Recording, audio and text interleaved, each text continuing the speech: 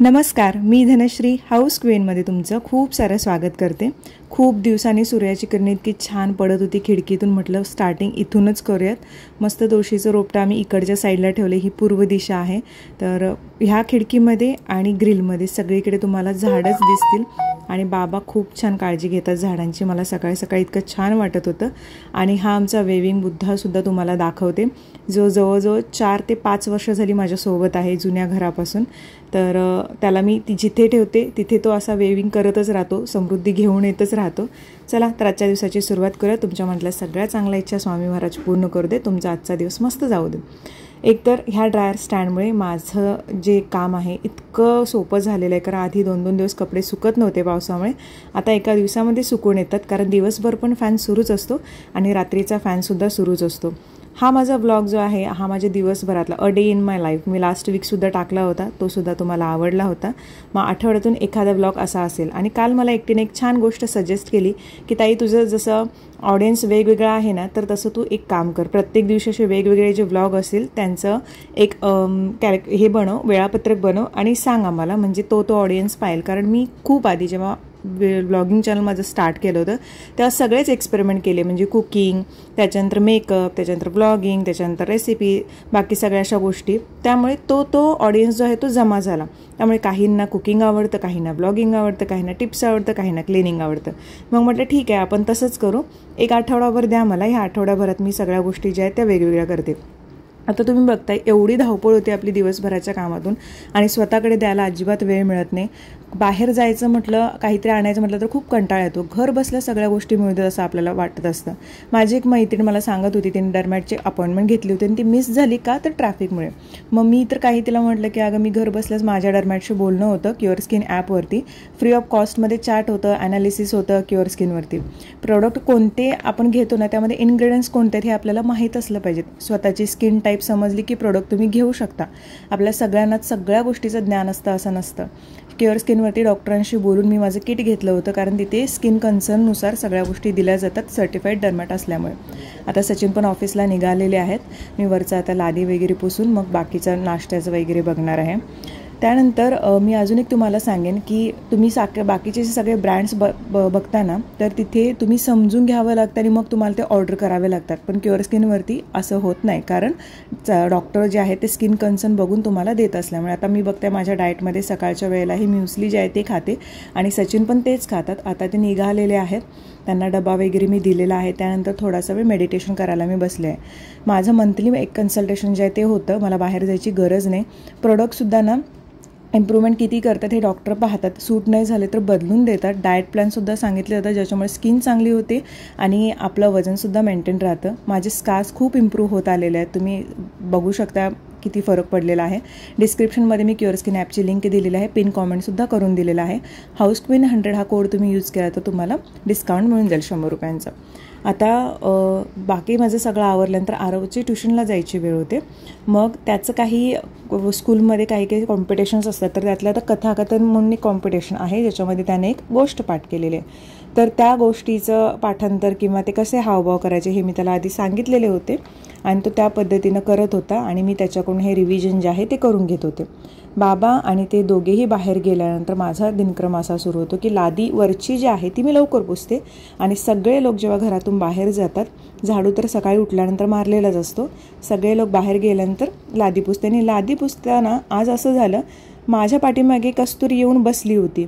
मी अशी घाबरले ना पटकन आणि तिला म्हटलं, बाई किती घाबरवलीस, तिला लागली होती भूक। आता तिचा दिनक्रम असा आहे की दररोज सकाळी ती 7:30, 8, 8:30च्या दरम्यान येतेच, 8:30पर्यंत म्हणजे येतेच ती, आणि संध्याकाळी पण येते। आता मी दूध वगैरे घेतलं तिला द्यायसाठी। आता तिला अशी सवय आहे की दूध घेतलं की ती बाहेर जाऊन उभं राहते आणि बाहेर पिते, कारण आता पावसाळा असल्यामुळे ती बाहेर वगैरे फिरून आलेली असेल, तिला आता तशीच सवय लावलेली आहे। आज म्हटलं तिला आताच देऊया, कारण अजून फरशी पण पुसली नव्हती, पण मॅडमला अशी सवय आहे की ती बाहेर जाऊन तिथं उभं राहिली आणि दूध पिते आणि निघून जाते। त्यानंतर माझी आंघोळ वगैरे झाली आणि मी हे आगाराचं व्हॉल्यूम मायझर जे आहे ना, तर त्यानं माझे केस सुकवायला घेतले, कारण मला एक दुसरं शूट करायचं होतं आणि हे खूप छान आहे, याची लिंक पण मी दिली होती तुम्हाला। केस पण लवकर सुकतात आणि माझे केस कसे मी ट्रीटमेंट केलेले होते त्यामुळे ते स्ट्रेट आहेत आणि प्रॉपर असे, मला दुसरं काही वापरायची गरज भासत नाही। त्याच्यामुळे मी ह्याने सगळे जे माझे केस आहेत ते छान सेट करून घेतले.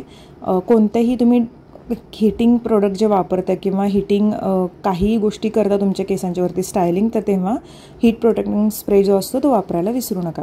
त्यानंतर मी पूजा करायला घेतली. आज गुरुवार होता, त्याच्यामुळे माझी ही पूर्ण पूजा असते. खूप जणी म्हणतात तनुश्री तुझी पूजेचं रुटीन शेअर कर, पण मला ते नाही शेअर करावं असं वाटत. अगदी शॉर्ट अँड स्वीटमध्ये असतं आणि मला पूजा करताना खूप शांत पाहिजे असतं आणि मी कंटिन्युअसली नामजप करत असते. मग ते शूट करताना काय होतं की इकडे एकदा कॅमेरा ठेवा, तिकडे एकदा ठेवा, असं करावं लागतं आणि पूजा करताना तो प्रॉब्लेम होतो. म्हणून माझी पूर्ण पूजा झाल्यानंतर मी जेव्हा फुलं वाहत होते तेव्हा मी शूट करायला घेतलं. आणि हा दिवस माझा म्हणजे गुरुवारची पूर्ण पूजा असते, सोमवारची असते, रविवारची असते आणि ज्या दिवशी संकष्टी असेल, ज्या दिवशी अजून कुठले तरी आपले हे सणवार असतील त्या दिवशी तरी येतेच ती पूजा. दररोज नॉर्मल दिवाबत्ती मी करते आणि नामस्मरण हे माझं रोजचं असतं, कारण ते मी सोडू शकत नाही. कंटिन्युअसली नामजप हा सुरूच असतो जेव्हा कधी मनात वेळ येईल किंवा वाटेल. आता मी ही जी धूप आणलेली आहे, धूपकांडी इतकी छान आहे. याच्या आधी मी अगरबत्ती लावायचे, पण नंतर काही गोष्टी समजल्यानंतर मी अगरबत्ती बंद केली आणि ही धूपकांडी जी आहे ती लावायला सुरुवात केली. घरात वातावरण इतकं छान राहतं आणि सुगंध तर इतका दरवळतो. देवपूजा झाल्यानंतर मी भाकरी खायला घेतली. डाएटनुसार आता सगळ्या गोष्टी परत स्टार्ट केलेल्या आहेत वजन मेंटेन ठेवण्यासाठी. आता थोडं कमीही होईल कारण आता 59 झालेलं आहे वजन. एक भाकरी, बटाट्याची भाजी आणि दही खाल्लेलं आहे वेळेनुसार. आणि त्याच्यानंतर मग कपडे तोपर्यंत सगळे स्वच्छ झाले मशीनमधून, ते सगळे कपडे ड्राय स्टँडवरती टाकले. आता मी माझे पैंजण बदलणार आहे. मागच्या वेळेला मी सगळे पैंजण तुम्हाला दाखवले होते रिक्वेस्टनुसार. काही पैंजण मी तेव्हा 1-2 जोड नवीन घेतले होते आणि बाकीचे जे माझ्याकडे पैंजण होते तर ते मी जे आहेत क्लीन करून घेतले होते, पॉलिश करून घेतले होते. तर तेव्हा मी दाखवले होते. तर त्यातला एक जोड मी आता काढून ठेवला आणि मला पैंजण अतिशय आवडतात. असंही म्हणतात की पैंजणांच्या घुंगरूंच्या आवाजाने घरातली नकारात्मकता आहे ती दूर पळते. म्हणून खूप आधीपासून आपल्यात पद्धत आहे. प्लस जी चांदी आपण पायात घालतो तिचा डिरेक्टली संबंध आपल्या शरीराशी येतो आणि खूप सारे असे बेनिफिट आहेत. मी त्या पैंजणांच्या व्लॉगमध्ये तुम्हाला सांगितलेले आहेत. तर ते मी आता बदलते आणि हे सगळे पैंजण माझे आहेत. मध्यंतरी एकटीनं कमेंट केली होती की व्हिडिओसाठी तू पैंजण विकत आणलीस का किंवा त्यांचं प्रमोशन करतेस का. तर हे पैंजण माझे आहेत. मी त्यांच्याकडून पॉलिश करून घेतले होते आणि काही जुनी चांदी देऊन 2-3 पैंजण मी विकत घेतले होते. सगळेच पैंजण माझ्याकडे आहेत. प्रमोशनला दिलेले पैंजण आपण परत द्यावे लागतात, आपल्याकडे ते ठेवू शकत नाही. नेलपेंट पण मी कालच्या ब्लॉगमध्ये लावली होती. ह्या सगळ्या गोष्टी करताना एनर्जी माझी कशी राहते खूपदा विचारतात की तनुश्री तू एनर्जी तुझी कशी टिकवून ठेवतेस दिवसभर. तर मी जास्त करून ना ते इकडे तिकडे बसायला किंवा इकडे तिकडे कुणाकडे जास्त जात नाही. मेनली माझ्या ज्या गोष्टी आहेत त्या करण्यामध्ये जास्त वेळ देते, त्यामुळे सॉर्टेड राहते. आता हे पडदे जे आहेत तर तुम्ही बघितला होतात मी ड्राय क्लिनिंगला देणार होते, तर प्रॉपर त्याचा डाग जो आहे तो निघून आला. जो चिवट डाग होता आणि छोटासा जो डाग आहे तो राहिलेला आहे. त्यामुळे मी खुश होते की ही पडदे मला कट करावे लागणार नाहीत किंवा टाकून द्यावे लागणार नाहीत. प्रॉपर छान होऊन आले. आणि एक तुम्हाला गोष्ट सांगते की काही इश्यूज आपल्याला कधी कधी चिडचिड होते किंवा राग येतो, कधी कधी आपण जास्त रिॲक्ट होतो, तर तेही करणं गरजेचं आहे. का माहिती आहे, आपण साचवून ठेवत राहिलो ना मनात तर त्रास आपल्याला होतो, हेल्थ इश्यूज होतात. त्यामुळे मला जेव्हा कधी राग येतो तेव्हा मी बोलून जाते आणि नंतर शांत होते, नंतर निवांत वाटतं, काहीही वाटत नाही त्या गोष्टींचं. व्यक्त होते मी मेन म्हणजे. त्यामुळे व्यक्त व्हायला पण शिका. एनर्जी राहते आपली. तुम्ही काही गोष्टी मनात साठवून ठेवत राहिलात ना तर एनर्जी आपली खूप ड्रेन होते. सगळ्यांचं जेवण झालं, जे सकाळचं होतं ते. मी अगोदर जेवून घेते लवकर पूजा झाली की, कारण मला टाईममध्ये जेवायचं असतं. बाबा आणि आरव आले 11 वाजता की त्यांचं जेवण झाल्यानंतर भांडी वगैरे घासून ठेवलेली आहेत आणि आता आरवला स्कूलला घेऊन जायचं. मी परत एकदा त्याचं रिव्हिजन घेते आणि त्याला काही हावभाव जे आहेत ते पूर्ण समजावून सांगते आहे. कारण गोष्टी आपण जेव्हा सांगतो किंवा एखादी गोष्ट एक्सप्रेस करतो, वक्तृत्व स्पर्धेमध्ये सुद्धा ह्या गोष्टी खूप इम्पॉर्टंट ठरतात. जेव्हा आम्ही स्पर्धा करायचो, वक्तृत्व स्पर्धा असू देत किंवा मग अजून कोणत्याही स्पर्धा ज्याच्यामध्ये आपण बोलावं लागतं जास्त, तर तेव्हा आमच्या टीचर ज्या होत्या त्या आम्हाला समजावून सांगायच्या, तुम्ही जसंच्या तसं बोलण्यापेक्षा जे आहे पूर्ण तुमचा जो पॅरेग्राफ आहे किंवा काय तो समजून घ्या आणि तुमच्या भाषेत मांडा. आणि प्रत्येक जे लाईन तुम्ही बोलते तर त्याला साजेसे असे हावभाव असले पाहिजेत. कारण नॉर्मल जेव्हा आपण बोलतो तेव्हा ते हावभाव जसे आपण नॅचरली जातो तसेच ते गेले पाहिजेत. नंतर मी आरवला घेऊन स्कूलला जाताना हा बोर्ड लावला होता. आज आमच्या इथे पूर्ण बंद होतं, सगळं दुकानं, रिक्षा वगैरे सगळे बंद होते. यशस्वी शिंदेचा जो मृत्यू झाला, तिला जसं मारलं गेलं तर त्याच्या निषेधार्थ आणि काही गोष्टीसुद्धा आमच्या भागामध्ये नवीन अशा रुजवल्या जाणार आहेत यापुढे, तेही आम्हाला नंतर कळालं. जवळजवळ खूप लेट झाला मला आणि भाजीसुद्धा मिळत नव्हती. पण आरवच्या स्कूलच्या शेजारी तिथे एक बाई बसतात, तर त्यांच्यामुळे मला भाजी मिळाली, कारण सगळ्यांचाच गोंधळ तिथं होता. त्यानंतर मी घरी आले. घरी येऊन थोडा आराम केला. ताई आणि तन्वी येणार होत्या हे मला घरी आल्यानंतर समजलं, कारण तन्वीची जी डेंटल अपॉइंटमेंट होती तर त्याच्यासाठी ती येणार होती. तिच्या दातांची ट्रीटमेंट सुरू आहे. मग ताई आणि मी थोडा वेळ बोलत बसलो. त्या काय काय सांगत होत्या, गावी वगैरे त्या जाऊन आल्या होत्या त्यांच्या घरी परत एकदा, आणि तिथलं म्हणजे वातावरण काय आहे, कसं आहे, कोण भेटले, ह्या सगळ्या गप्पा गोष्टी आमच्या सुरू होत्या. त्यांना मी आज राहा म्हणून खूप लागले होते, पण त्या म्हणत होते की अक्षयच्या जेवणाचा प्रॉब्लेम होतो, उद्या जा, 2 दिवस राहा म्हणत होते. त्या म्हणायला लागल्या आपण नेक्स्ट वीक प्लॅन करूयात. मग बघू आता नेक्स्ट वीक कसा प्लॅन होतो आहे आमचा तो.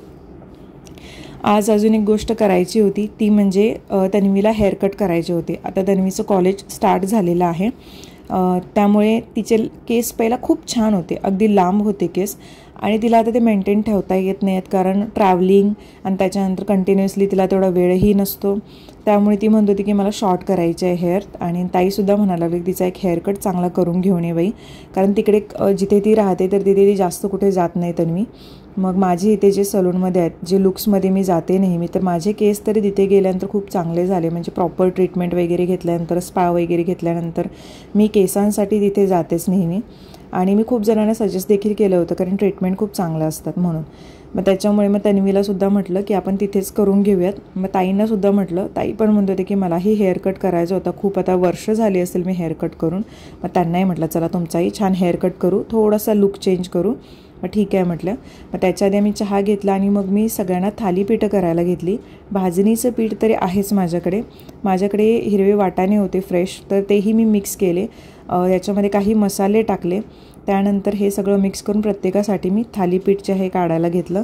आता यामध्ये आरवला देताना मी काय करते, गाजर आणि त्याच्यानंतर त्याच्यामध्ये बीट टाकते, कारण तो तसं गाजर आणि बीट खायला मागत नाही. आज मी थोडं चटपटीत करायला घेतलं, थोडंसं जास्तीचं तेल टाकलं, त्याच्यामुळे जरा झणझणीत होऊ देत म्हटलं.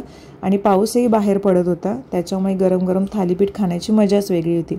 पहिला तर आधी मी बाहेरून काहीतरी मागवणार होते छान चटपटीत असं, मग परत आणि विचार केला बाहेरचं परत ऑइली आणि हे परवाच बाहेरचं झालेलं आहे.